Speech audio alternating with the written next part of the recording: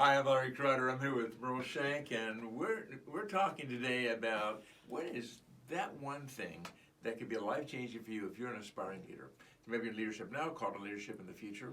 And Merle, you've had lots of experience in leadership. Let me ask you the question. Let's just get into it right now. Sure. What is there anything that stands out to you? Say that thing might sound simple, but it's made all the difference in my life. Man, I think for me is the relationships that you get in contact with, in ministry.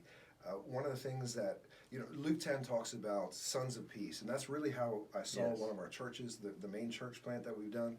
It was started because somebody said, hey, you're in ministry, you love to minister to people, why don't you come to my house? Wow. And we have this prayer meeting that we're doing. Come to my house and pray with us, lead that with us. And because that person, his name was Sam, opened up his house for us, that's where a church started out of. We started as a small group, and it grew and grew and grew, and then we wound up having to go and rent a building, and the rest is history. So are you saying to do something in God, you should have another person, or you connect with other people? What are you saying? It is so much easier if you do. I've done it both ways, and honestly, you can't be a leader without followers, right? That's right. So, that's right. Until there's other people that are kind of on board with it, yes. You can be taking a walk or whatever, that whole that's the old saying. Right. Yeah. You say you're a leader, but you're not a leader. But if you're nobody's walking following you. nobody's following you, you're just taking a walk, right? So, those relationships, but there's special relationships in that too. Like, it's not just anybody. Right. I have friends that we would push each other. We would stir our faith. Yeah. One of my friends, we would just go to a gas station, and somebody would be there, and we wind up praying for them. We wind up ministering to that person, and kind of when I would run out of steam in the conversation, my friend would pipe in, and he would go and pray and prophesy. We wound up prophesying over this person, whether it was a worker at the gas station or someone else we met, and we would just do that like night after night after night, and it was just a great flow of relationship that happened. Another friend of mine, we met somebody we knew in a shopping mall, and we wound up praying for them, and by the time we were done, we were prophesying at the top of our lungs over this, over people, and other people were coming. We were praying for them, people we didn't know. We were praying for them, but I would not have done that by myself. Right. I think having recognizing what I call catalyst relationships. I like that. Is a relationship. A catalyst helps something happen. It provides an environment for a chemical reaction to happen.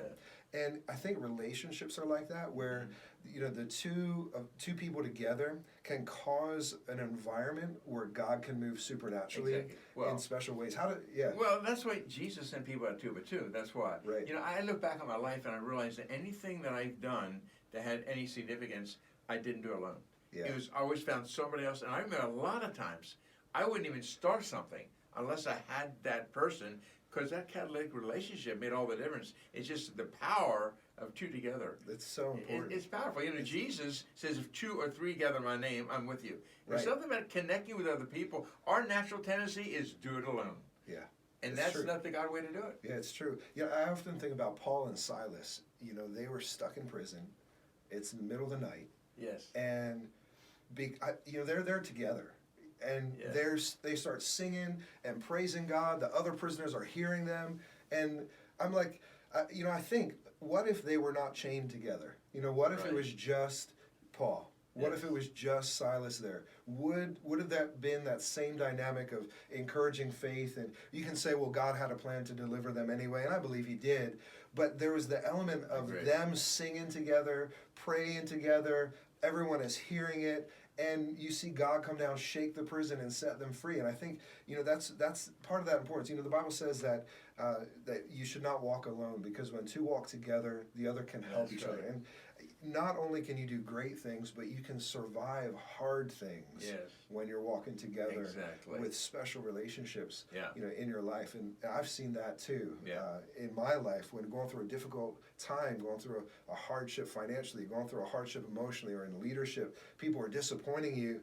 Man, you get with somebody who's your friend, who knows you at a heart level, and you can pray together, you can bare your heart, and it helps you get through those difficult times. It helps you get through those often challenging people times. think that person will be like us.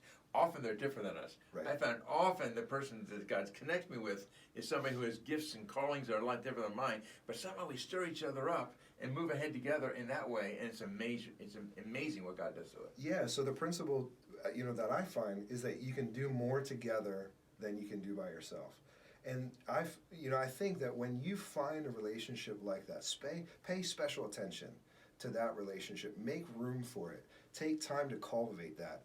Because God, the kingdom comes on earth through such relationships. Yes. God's kingdom comes and manifests on earth through such relationships. So take time for those relationships in your life. Find them, identify them, give special time to them I think in our lives, where we look for relationships like that. We take time to do things together. We even recognize it, talk about it. Yes. Some of my friends and I, we would talk about that. Like, man, I don't do this stuff alone. I don't do this stuff when I'm just at the gas station by myself or driving down the road by myself.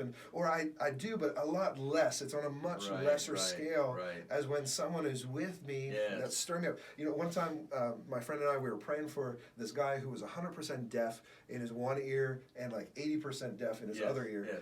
And I felt like God told me to pray for him. Yeah.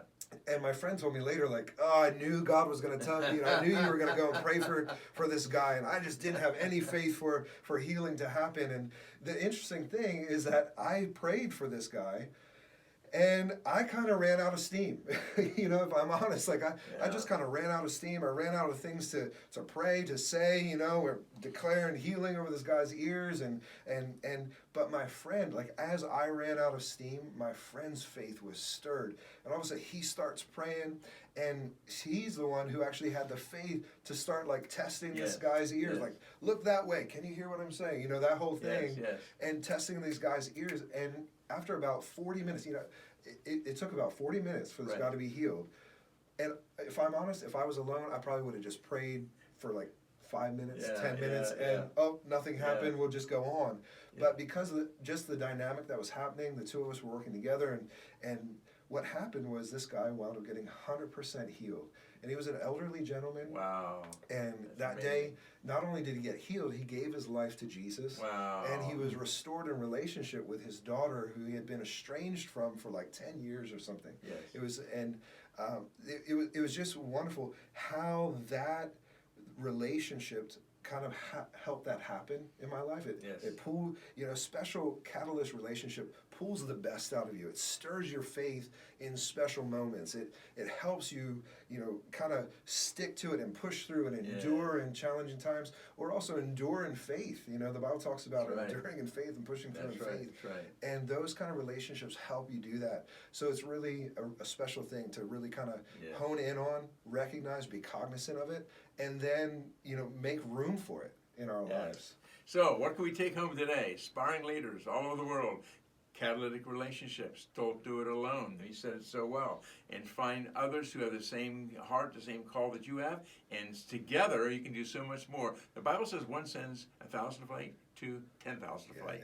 It's a powerful multiplication principle. Yeah. So whether you're in leadership in the marketplace, in the church, community, family, whatever, this principle of catalytic relationships would change your life. It's so simple, yet it's so profound.